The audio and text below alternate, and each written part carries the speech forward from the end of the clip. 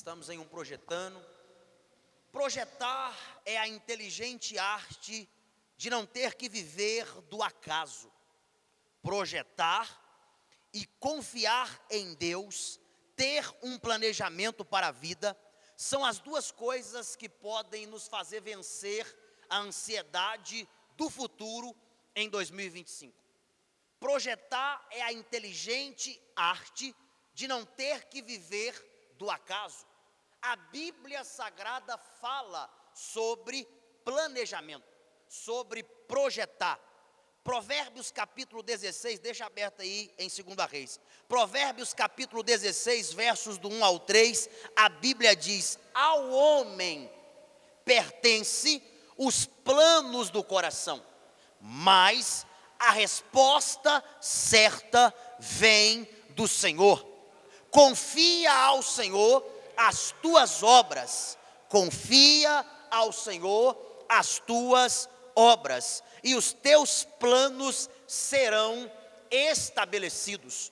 O livro de Provérbios já nos orienta, o livro de Provérbios já nos aconselha a planejarmos, a projetarmos o futuro. Então, o projetando não é apenas uma campanha de início de ano ou final de ano para prender a igreja, para prender os membros, para atrair as pessoas. Não, projetar é plano de Deus, projetar é orientação bíblica. Perceba que o texto vai dizer: ao homem pertence os planos do coração. Pertence a mim, pertence a você fazer planos. Porém, o próprio texto termina dizendo, pastor Jonathan, que a resposta certa vem do Senhor. Daí a importância de nós iniciarmos o nosso ano fazendo uma campanha de projetando. Por quê? Porque os planos são nossos, mas a resposta certa quem vai dar é o Senhor. Os planos são meus, os planos são seus, os caminhos podem até ser caminhos que nós desejamos percorrer, mas é Deus que vai direcionar cada passo que nós vamos dar, é Deus que vai direcionar cada decisão que nós vamos tomar, é Deus que vai direcionar quem vai chegar para andar conosco e quem vai ter que sair, porque a nossa caminhada não vai parar, porque alguns decidiram parar. Então, projetando, planejamento, fazer planos é bíblico. Agora, eu quero chamar a atenção dos irmãos, porque no livro de 2 Reis, no capítulo 4, nós vamos ver uma situação muito intrigante. Você que está com a Bíblia aberta, vamos ler o texto. 2 Reis, capítulo 4, verso 1 ao 7. Diz a Bíblia: a mulher de um dos discípulos dos profetas clamou a Eliseu: meu marido, teu servo, morreu, e tu sabes que ele temia ao Senhor. Agora o seu credor vem levar os meus 2 filhos para serem escravos. Respondeu-lhe Eliseu: como poderei ajudar-te? Preste atenção na leitura do texto. Respondeu-lhe Eliseu: como poderei ajudar-te? Dizei-me o que é que tens em casa. Uma pergunta. Disse ela: tua serva não tem nada em casa, vírgula, além de uma vasilha de azeite. Disse Eliseu: vai, pede emprestado vasilhas a todos os teus vizinhos, vasilhas vazias, peçam muitas. Depois entra, fecha a porta sobre ti e sobre teus filhos, derrama o azeite em todas aquelas vasilhas e separe as que estiverem cheias. Verso 5: foi embora e fechou a porta sobre si e sobre seus filhos. Esses lhes traziam as vasilhas e ela as enchia. Verso 7: quando todas as vasilhas estavam cheias, disse ela a seu filho: trazei-me mais uma vasilha. Ele, porém, respondeu: não há mais vasilha nenhuma. Então o azeite parou. Foi ela e fez saber ao homem de Deus, e ele disse: vai, vende o azeite e paga a sua dívida, e tu e teus filhos vivei do resto. Interessante esse texto. Essa mulher é uma mulher muito interessante na palavra de Deus. Por quê? Porque essa mulher está vivendo 3 crises na sua vida. Essa mulher está vivendo um período de 3 níveis de crise na sua vida. O primeiro nível, o nível emocional. O marido dessa mulher havia morrido. Então ela tinha pelo menos 3 problemas que geravam dificuldade para a vida dela. O seu marido estava morto. Segundo nível de problema, essa mulher estava com dívidas impagáveis. Ela tinha dívidas que eram tão altas que ela não tinha condição de saná-las. Por conta disso, a lei mosaica, em Levíticos capítulo 25, verso 37, dava direito para o credor ir até ela e requerer o pagamento. E ela, não podendo pagar, ela teria que dar seus filhos para que estes trabalhassem para o credor por um período de tempo até que a dívida fosse sanada. Então, essa mulher tinha um problema financeiro, ela tinha uma dívida impagável. Terceiro problema que ela estava vivendo, ela tinha problemas jurídicos, bancários. Por quê? Porque a lei era a favor do credor. Então, é com base nesse texto que eu quero chamar a atenção dos irmãos, nesse penúltimo dia de campanha, para 6 pontos importantes para quem quer projetar um ano que vai trazer resultado. Com base nesse texto, eu quero que os irmãos me acompanhem. Quando eu olho para esse texto, eu vejo o versículo 1 dizendo que essa mulher, tendo esses níveis de problema, ela não fez como a maioria, pastor Ramos. Ela não permitiu que as frustrações do ano passado a impossibilitasse de tomar uma decisão firme. A primeira coisa que me chama a atenção é que, mesmo enfrentando, Jocasta, 3 níveis de problema de alto escalão, que a grande maioria de nós, em alguma área, quem sabe, pode estar passando por algum desses níveis de problema emocional, financeiro, jurídico, bancário, na saúde, não sei, no luto, quem sabe, mas essa mulher estava vivendo esses 3 níveis de problema. Mas o que me chama a atenção é que, mesmo enfrentando esse problema tão grande, ela ainda teve atitude para tomar a primeira decisão, que é ir ao encontro do homem de Deus. A primeira coisa que me chama a atenção aqui é que essa mulher coloca Deus em primeiro lugar. Antes de tomar qualquer decisão precipitada, ela vai ao encontro do homem de Deus, e a Bíblia diz: a mulher de um dos discípulos dos profetas clamou a Eliseu, o homem de Deus, o representante de Deus daquela época, para a vida dela, e ela vai ao encontro do homem de Deus. A primeira coisa para quem quer ter um 2025 de dupla honra é: tenha Deus em primeiro lugar. Mateus 6,33, buscai, pois, em primeiro lugar o reino de Deus e a sua justiça, e todas as demais coisas vos serão acrescentada. Provérbios 3:6, reconhece o Senhor em todos os seus caminhos, e Ele endireitará as suas veredas. Se eu e você queremos ter um 2025 de dupla honra, Deus tem que ser reconhecido em todos os nossos caminhos. Reconhece-o em todos os seus caminhos, e Ele endireitará as suas veredas. Endireitar é o mesmo que orientar. Endireitar é o mesmo que aconselhar. Deus pode e quer ser o nosso mentor em todos os assuntos ou caminhos da nossa vida em 2025. A primeira coisa, pastor Jonathan, que eu preciso entender: Deus quer ser o meu mentor. Deus quer ser aquele que vai endireitar, que vai aconselhar, que vai direcionar cada passo que eu der. Se eu quero ter um 2025 na direção, como prega sempre o nosso pastor presidente, na direção, na vontade diretiva de Deus, eu preciso ter Deus como meu mentor. Eu preciso ter Deus como aquele que endireita os meus caminhos, como aquele que me aconselha, como aquele que me dá a direção certa na hora de tomar uma decisão.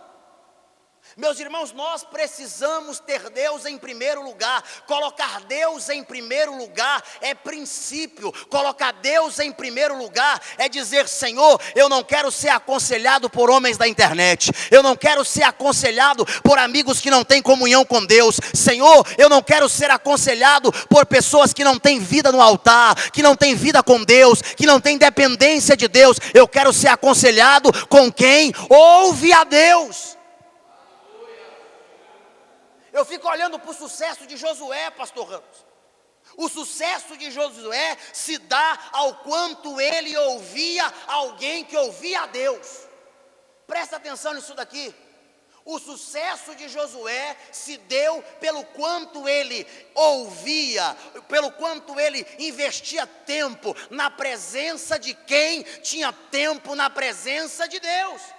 A Bíblia diz que Josué era servidor de Moisés e Moisés era servo de Deus. Josué andava com Moisés e Moisés andava com Deus. Josué estava no pé do monte, Moisés estava em cima do monte. Moisés ouvia Deus, Josué ouvia Moisés, e Josué foi sucessor de Moisés. Por quê? Porque Josué deu importância para quem tinha vida com Deus. Eu quero dar um conselho, se é que posso ter essa audácia nessa noite. Se você quer ter um 2025 diferente, começa a tomar cuidado com quem você empresta o seu ouvido. Começa a tomar cuidado com quem você gasta tempo de mesa. Começa a tomar cuidado com quem você traz para perto da tua casa. Se essa pessoa tem vida com Deus, tenha comunhão com ela. Mas se ela não tem comunhão com Deus, tire ela dos seus relacionamentos. Tire ela dos seus relacionamentos. Quando nós falamos de colocar Deus em primeiro lugar, nós achamos que é apenas liturgia de culto. Nós achamos que é apenas o nosso costume religioso de estar sempre na igreja, de ter sempre esse costume de vir aos cultos. Não, irmãos, colocar Deus em primeiro lugar é fazer aquilo que a Bíblia diz em Tiago: amizade com o mundo é inimizade com Deus. Se eu busco amizade com quem não tem amizade com Deus, eu estou me tornando inimigo de Deus. Mas se eu busco amizade com quem é amigo de Deus, eu estou me tornando amigo de Deus. Eu estou dizendo: Deus, eu quero que o Senhor seja primeiro, e no meu relacionamento, na minha casa, na minha família, na igreja, eu quero que o Senhor seja primeiro. Qual que é a diferença de Abel e Caim? A Bíblia diz que ambos ofertaram. A Bíblia diz que ambos ofereceram algo para Deus, mas a Bíblia diz que Caim, ao fim dos dias, algumas traduções vão dizer ao cabo dos dias, Gênesis capítulo 4, ofereceu ao Senhor uma oferta. Abel, por sua vez, dos primeiros, das primícias das suas ovelhas, ele entregou ao Senhor o melhor. E a Bíblia diz que Deus aceitou Abel e a sua oferta, mas rejeitou Caim e a sua oferta. Por quê? Porque Deus não quer o que vem depois da minha família. Deus não quer o que vem depois do meu trabalho. Deus não quer o que vem depois dos meus filhos. Deus não quer o que vem depois do meu lucro. Deus não quer o que vem depois da festa, depois do prazer, depois que eu conseguir meus sonhos. Não, Deus quer o primeiro. O primeiro é de Deus. A primícia é de Deus. O primeiro é do Senhor. Então, o primeiro ponto nesse texto, essa mulher, ela tinha 3 problemas gravíssimos, mas os problemas não ofuscaram a sua visão. Ela entendeu: primeiro é Deus. Se é para pedir socorro, primeiro é no joelho. Se é para pedir socorro, primeiro é na igreja. Se é para pedir orientação, primeiro é com o homem de Deus. Se é para pedir conselho, primeiro é com o homem de Deus. Se é para pedir discernimento, primeiro é com quem Deus colocou para me dar a direção. Ano da dupla honra. Tem gente esperando só receber tudo em dobro, mas dupla honra é: à medida que eu honro a Deus, Deus me honra. À medida que eu honro os homens, eu honro a Deus. À medida que eu honro os homens, eu honro a Deus, e Deus dá dupla honra para mim e para minha família. Segundo ponto: tenha uma liderança sobre você. O texto diz que essa mulher foi até o profeta. Reconheça as lideranças que foram colocadas sobre você. A palavra autoridade, preste atenção nisso daqui. A palavra autoridade tem em uma das suas etimologias fazer crescer. Pastor, o que significa etimologia? Significado. Autoridade significa fazer crescer. Ou seja, Deus vai constituir liderança sobre as nossas vidas. Para quê? Para nos fazer crescer. Deus vai constituir Eliseus, Deus vai constituir Elias, Deus vai constituir Paulos, Deus vai constituir Pedros, Deus vai constituir profetas, Deus vai constituir lideranças. Para quê? Para nos fazer crescer. A autoridade nos faz crescer em casa. A autoridade nos faz crescer no trabalho, nos faz crescer na família, nos faz crescer na igreja, nos faz crescer no ministério. A maldição vem quando a autoridade é quebrada. Todas as vezes que o princípio de autoridade é quebrado, a maldição chega na sua casa. Todas as vezes que a minha e a sua boca é aberta para quebrar o princípio de autoridade, uma porta se abre para a maldição entrar. É por isso que tem gente há 30 anos fazendo campanha. É por isso que tem gente há 20 anos congregando. É por isso que tem obreiro que há 30 anos ele está na igreja, mas ele não conseguiu avançar. Por quê? Porque em alguns casos ele quebrou o princípio de autoridade e a maldição entrou.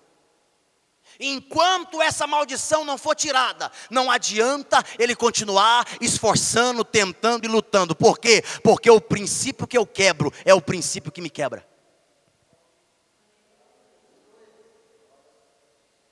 Quando eu firo o princípio se voltará contra mim. A Bíblia diz que o homem de bem não tem que temer as autoridades, porque as autoridades constituídas foram colocadas para penalizar o homem mau, o homem ruim, o homem de mau caráter, o homem que está cometendo crime. Um homem de bem não tem que temer a autoridade, mas aquele que quebra o princípio será quebrado pelo princípio. A quebra do princípio de autoridade não nos deixa prosperar. Irmãos, a segunda coisa que nós precisamos entender, e eu não quero sair daqui achando que a palavra foi uma bênção, achando que o pastor arrancou glória, aleluia, isso e aquilo. Não estou mais nesse nível de pregação. Eu quero sair daqui deixando uma palavra bíblica que vai colaborar para o seu ano de 2025, que vai levar você a entender que existem princípios que são elementares para se ter um ano de vitória. Um ano de vitória. O princípio de autoridade quebrado não nos deixa prosperar. Não é possível obedecer a Deus e desobedecer a autoridades. O próprio Deus as constituiu sobre mim e sobre você, com o propósito de nos fazer crescer. Exemplos bíblicos. Saul.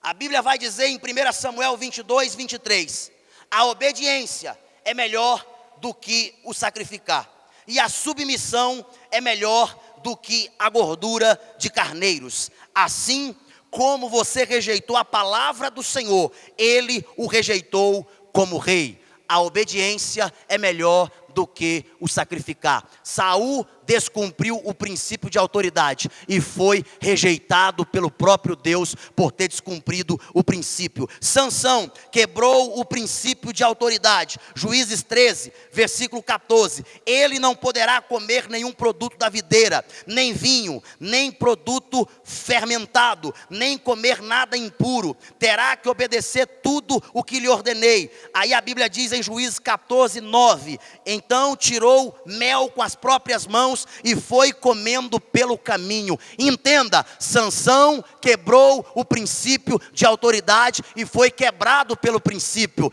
Era mel, era gostoso, era visível aos olhos, era atrativo, mas estava no cadáver, não era para Sansão. Entenda uma coisa, tem algumas situações que vai ser bonita, tem algumas horas que vai dar vontade de entrar, tem propostas que vão ser como mel doce, mas está no cadáver. Quebra princípio, não é para você, não é para mim. Tem conversa que não é para minha mesa, tem pessoas que não cabem mais no meu convívio, tem situações que não é mais para mim nem para você. Por quê? Porque fere princípios. Você pode dar um amém? Aleluia. Vamos avançar aqui mais um pouquinho. Terceiro, irmão, não busca culpado. O texto diz que essa mulher, ela tinha um problema. Pastor Samuel, ela tinha um problema. Vai até o profeta e ela diz: meu marido, teu servo, morreu. Quantas outras mulheres iriam chegar lá e dizer: olha, aquele homem que Deus me deu morreu. E pensa num homem ruim, porque morreu e largou a dívida. É ou não é? Morreu e largou a família desprovida. Morreu e largou a família despreparada. Está aí o problema. Essa mulher, ela chegou no profeta e ela disse: o meu marido, teu servo, morreu. E ela ainda enalteceu o caráter do morto. E ela disse: tu sabes que ele temia ao Senhor. Então ela não buscou culpado. Ela não aproveitou que a pessoa não estava presente para falar mal, para jogar a culpa do problema que ela estava vivendo no marido. Não, ela disse: ele morreu, a dívida está aí, o problema está aí. Porém, ele temia ao Senhor, ele servia a Deus. Não busque culpados. Um mal dessa geração é a síndrome de Adão. A Bíblia Sagrada nos diz em Gênesis 3,12: disse o homem: foi a mulher que me destes por companheira, que me deu do fruto da árvore, e eu comi. Essa é a síndrome da geração atual. Nessa síndrome, o homem nunca se responsabiliza pelos seus atos. É sempre os outros os culpados. É a mulher, é o patrão, é o irmão, é o pastor, é Deus. Você está vendo a audácia de Adão? Adão está conversando com Deus. Deus está falando com Adão no jardim. E Deus diz: Adão, onde você está, Adão? Adão está escondido. Se vestiu de roupas ali, fez roupas para si. Aí Deus vem prestar conta, falar com Adão. Aí Adão descobriu que está nu, vai conversar com Deus. Aí Deus fala: quem te mostrou que você estava nu? Ah, é porque eu comi do fruto, mas quem disse para você comer? Aí Adão vira para Deus e fala: foi a mulher que tu me destes como companheira. Ela me deu do fruto e eu comi. Irmão, quem vive de desculpa é ruim de arrependimento. Toda pessoa que é boa de desculpa é ruim de arrependimento. Todo crente, todo obreiro, todo filho, todo pastor que é bom de desculpa é ruim de arrependimento. Errou, errei, a culpa é minha mesmo. Pastor, foi eu mesmo. Amor, foi eu mesmo. Irmão, eu errei, eu falhei, me perdoa. Porque aonde há arrependimento, há perdão. Deus, eu quero viver um 2025 de dupla honra. Então eu vou começar assumindo a responsabilidade. Eu vou pegar essa bola para mim. Eu vou falar que foi eu mesmo. Eu errei, eu falhei. Eu preciso melhorar. Eu preciso dedicar mais. Se não está dando certo, se não está crescendo, se não está prosperando, se a coisa não está avançando, não é porque o presidente, não é porque o obreiro, não é porque ninguém vem visitar a igreja. Não, é porque eu preciso melhorar. Eu preciso melhorar. Quarto ponto, sonhe. Aqui começa a melhorar um pouquinho a mensagem, começa a ficar mais leve. Sonhe. Sonhe, irmão. Não permita que o que aconteceu em 2024 te atrofie para viver 2025. Tem gente que viveu um 2024 difícil.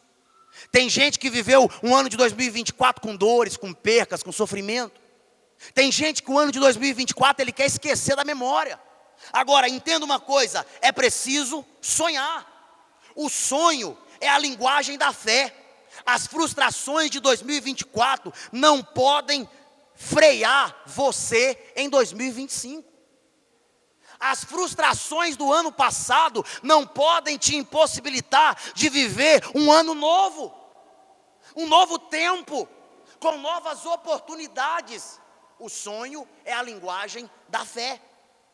José, esposo de Maria, mãe de Jesus, tinha tudo para ter desistido do seu sonho de se casar. Já olhou a história do nascimento de Jesus pela ótica de José? Você já olhou? José está prometido a Maria para se casar. O casamento está próximo. A Bíblia vai falar sobre isso em Mateus capítulo 1, versículo 18 e 20. O texto diz: então Maria, sua mãe, prometida em casamento a José, antes de se unirem, achou-se grávida pelo Espírito Santo. José, seu marido, sendo justo e não querendo difamá-la, resolveu deixá-la secretamente. Projetando ele isso em sonho, lhe apareceu um anjo do Senhor, dizendo: José, filho de Davi, não temas receber Maria como tua mulher, porque o que nela foi gerado é do Espírito Santo de Deus. Percebe isso daqui? José vai casar com Maria. Olha o Benjamin aí, profeta. José vai casar com Maria. Ela aparece grávida, Pedro. O sonho de José está desfaleçado. O sonho de José está despedaçado. José sendo justo. José, eu vou ficar perto de você porque aí eu consigo prender a atenção, né? José sendo justo, ele organiza-se para... Nem eu consigo pregar desse jeito, que eu sei desse jeito. Hã? Como é que eu prego, rapaz? Me ajuda a pregar. Hã? Vem comigo para nós pregar, vamos? Vamos pregar junto? Como que José, irmãos? Dá só uma atençãozinha aqui, que eu sei que o menino é lindo demais. Eu sei que o sangue dele é forte, né? Maravilha. Como que José continua a vida? Ele é justo, ele é homem de Deus. Ele fala: não, eu vou sair desse casamento fininho. Vou sair fora, não vou difamar Maria, vou seguir minha vida. Só que em sonho, o anjo do Senhor aparece para José e diz: José, não temas casar-se com Maria, porque o que nela está sendo gerado é do Espírito Santo. Irmão, imagina, José está há 2000 anos antes, sobre as duras penas e costumes da lei mosaica, com a hipocrisia dos fariseus e dos sacerdotes da época. José tinha tudo para desistir, mas José ousou sonhar. José tinha tudo para desanimar, mas ele ousou sonhar. Eu vou repetir mais uma vez para você entender. José tinha tudo para desistir do projeto de se casar com Maria, mas ele ousou sonhar. Irmãos, quando o homem deixa de sonhar, ele deixa de projetar. Quando o homem deixa de sonhar, ele deixa de acreditar num futuro melhor. E é justamente quando José ousa sonhar os sonhos de Deus, que ele é inserido em um plano muito maior do que o próprio sonho dele. Escute isso daqui. Haverá momentos que você vai sonhar, que você vai planejar. Se você estiver no centro da vontade de Deus, debaixo de autoridade, sendo abençoado por Deus e pela sua liderança, um sonho muito maior vai te puxar e você vai ser inserido a um projeto muito maior do que o seu próprio projeto. Você vai ser chamado para viver um projeto muito além do que o projeto do seu coração. José só queria casar, José só queria Maria, mas José entrou na história do Salvador do mundo. Porque ousou sonhar. Eu quero encerrar para a gente orar. Use suas habilidades. O texto diz aqui, ó, em 2 Reis, capítulo 4, versículo 2. A Bíblia vai dizer: o que tens em casa? Perguntou o profeta. Deus sempre trabalhou com parceria, com a participação do homem. Todo milagre passa por aquilo que você tem em casa. Eu quero falar algo para quem está aqui nessa noite, decidido a viver um ano diferente. Todo milagre passa por aquilo que você tem em casa. Quando o profeta vira para aquela mulher, ele diz: o que é que tens em casa? Ela começa dizendo: tua serva não tem nada em casa. Aí tem uma vírgula. Aí o texto continua, porque ela tem um lapso de memória. Ela tem uma lembrança de algo que de repente estava desprezado em algum lugar da casa, em algum canto da casa. Algo que de repente já estava se tornando insignificante. Porque ela começa dizendo que não tem nada. Ela começa apontando para as ausências. Quem sabe não é o problema de algum de nós. Ela começa apontando para o que está faltando.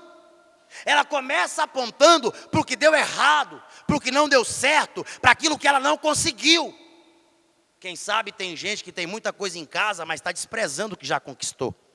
Quem sabe tem gente que já chegou longe demais, porque na opinião de muitos você não estaria aqui, porque na opinião da maioria você não chegaria aqui, porque na opinião do seu adversário você nem teria passado do primeiro ano, do segundo ano, do terceiro ano, porque na língua de algum parente, de repente você só ia ficar 1 ano firme, 2 anos firme, porque na opinião de alguém o seu casamento não ia passar da primeira crise, não ia passar do primeiro ciclo, dos primeiros 7 anos, mas tem gente aqui que já está com 10, tem gente aqui que já está com 20, tem gente aqui. O que é que você tem em casa? Ela começa dizendo: tua serva não tem nada em casa. Mas aí ela tem um lapso de memória. Ela diz: a não ser um pouquinho de azeite. Entende isso aqui? A matéria-prima para o teu milagre está em tuas mãos. Eu vou repetir, irmão. A matéria-prima para Deus operar o milagre que você precisa não está na mão do Jonathan, pastor Jonathan. Não está na mão do pastor Ramos. Não está na mão da pastora Solange. A matéria-prima, o que Deus precisa para realizar o milagre na sua vida, está em tuas mãos. Me diga, o que é que tu tens em casa? O texto termina de forma extraordinária. Ela diz: a não ser uma vasilha com um bocado de azeite. Aí o profeta diz: pois bem, agora a coisa vai mudar. Por quê? Porque Deus trabalha com parceria. É você entrando com o que você tem e Deus fazendo milagre. É você fazendo a sua parte e Deus fazendo a parte dele. Aí o texto diz que o profeta libera então uma palavra de direcionamento. Eu volto lá no início, quando eu falei: nós precisamos ter autoridade sobre a nossa vida, porque a autoridade nos fará crescer. O ano passado eu tomei uma decisão. Eu falei: Deus, eu não vou dar um passo sem primeiro receber uma mão sobre a minha cabeça. E eu vim aqui, me ajoelhei diante do meu pastor, apresentei meu projeto e falei para ele: pastor, ora por mim, porque se for da vontade do Senhor, Deus vai abençoar o meu projeto. A minha esposa estava junto. Ele colocou as mãos sobre a minha cabeça. Ele orou por mim. Eu vivi em 2024 o que eu não vivi em 10 anos que se passaram antes de 2024. Em todas as áreas da minha vida.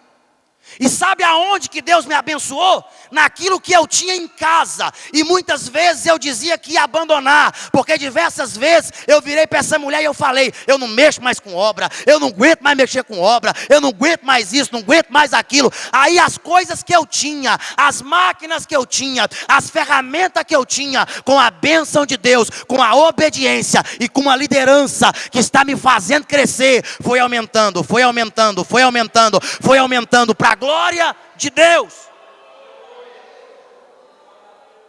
E aí eu contei o testemunho aqui para o nosso pastor na primeira reunião. Em 2024, para a glória de Deus, a nossa empresa movimentou mais de 400 mil reais. Em 2024, não é ainda aquilo que nós desejamos, mas, glória a Deus. Aí esse ano, Estou falando sobre o que tem em casa. Quem lembra do testemunho que eu dei, que eu já fiz comida em lata de tinta? Eu já fiz comida para essa mulher comer em lata de tinta. Passei uma prova tão grande, faltou tudo em casa. Mas eu era aquele obreiro mal informado. Aquele obreiro orgulhoso. Aquele obreiro do nariz empinado, tupetudo. Eu era aquela pessoa que não sabia pedir orientação. Deus vem me moldando. Deus vem me ensinando. E eu passei uma prova danada pastoreando e tendo um bom pastor, uma boa pastora e uma boa igreja que com certeza me ajudaria. Mas eu passei, calado, sofrendo. Mandei meus filhos para casa das avós, estou encerrando. Mandei meus filhos para casa das avós e peguei essa mulher e abri uma lata de tinta. Fiz um buraco, coloquei uma frigideira e fritei uma salsicha. Abri uma salsicha no meio e fritei a salsicha. De lá para cá nunca mais eu gostei de salsicha, irmão. Não me oferece salsicha, não. Não gosto de salsicha. Fritei a salsicha, comi. Falei, nunca mais eu mexo com tinta, não aguento mais tinta, sofri demais com tinta. Sabe o que Deus faz? Deus começa a nos moldar e nos mostrar que é aquilo que nós temos em casa. É as habilidades que Ele nos deu, é aquilo que Ele nos ensinou, é aquilo que Ele colocou na nossa mão. Quantas casas eu já pintei, quantas casas eu já trabalhei, mas agora, 2025 chegou, e de primeira mão, antecipando algo, Deus preparou uma situação. Alguém me procurou e falou para mim assim: você tem o que eu preciso. O conhecimento de tinta, o conhecimento de obra, o conhecimento de mexer com tinta. E eu quero chamar você para fazer uma parceria, para montar uma loja de tinta no Senador Canedo.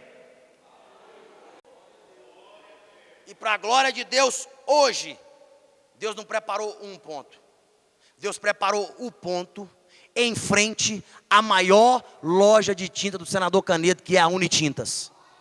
Já está alugado, já está na nossa mão. E amanhã nós vamos pegar a chave que o rapaz vai tirar as coisas. E em breve, eu já falei com o meu pastor aqui em primeira mão. Por quê? Porque o homem de Deus tem orientação para nos dar. Eu falei, pastor, eu vou avisar com primeira mão. Porque nós não vamos vender uma lata de tinta lá, sem primeiro o senhor entrar lá, estender as mãos e orar e abençoar aquele lugar. Porque aquilo que nós temos em casa é o que Deus vai usar para abençoar a nossa família, a nossa casa, o nosso lar, a nossa igreja.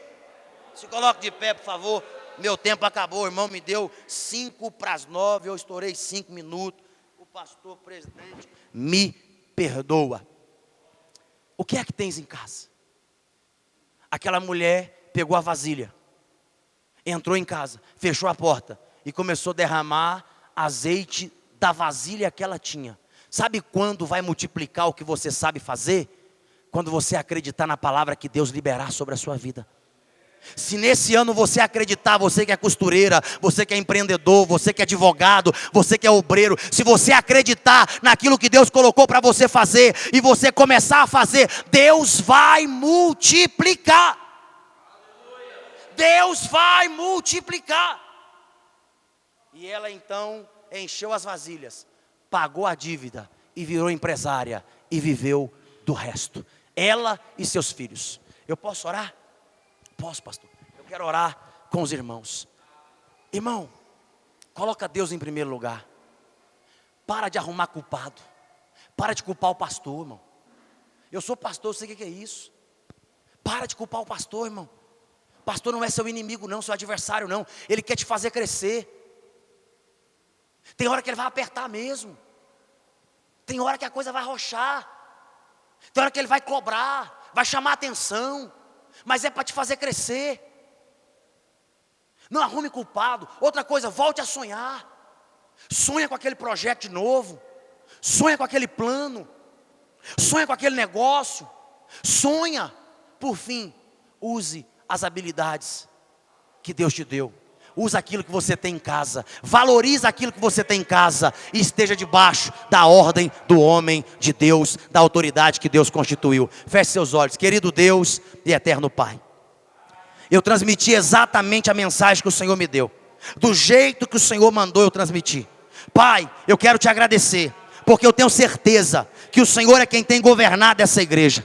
O Senhor é quem tem direcionado a nossa liderança para conduzir do jeito que está sendo conduzido. Ó Pai, eu peço ao Senhor que cada um de nós possamos, ó Pai, nesse ano de dupla honra, tomar as atitudes que precisamos tomar, fazer aquilo que é da nossa responsabilidade, aquilo que é para mim fazer. O Senhor não vai cobrar da minha esposa, não vai cobrar dos obreiros, não vai cobrar da minha liderança, o Senhor vai cobrar de mim. Aquilo que o Senhor entregou nas minhas mãos, me ajuda a executar. Deus querido, eu quero pedir ao Senhor por essa igreja, essa campanha poderosa, essa campanha abençoada. Eu declaro em nome de Jesus, que em 2025, Deus estará com você, por onde você passar, e a bênção do Senhor vai te fazer prosperar. Pai, eu te peço em nome de Jesus,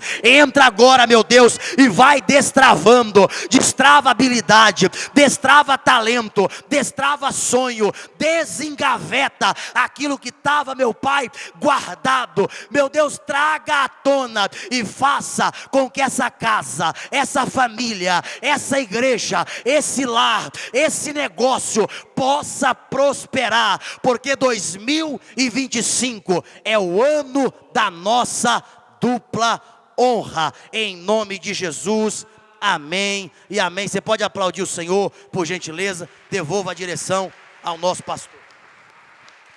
Deus tem sido bom conosco, não é verdade? Deus tem falado, a palavra dele tem sido dita. Então, se você se alimentar da palavra, você será bem-sucedido. Amém? Meus irmãos,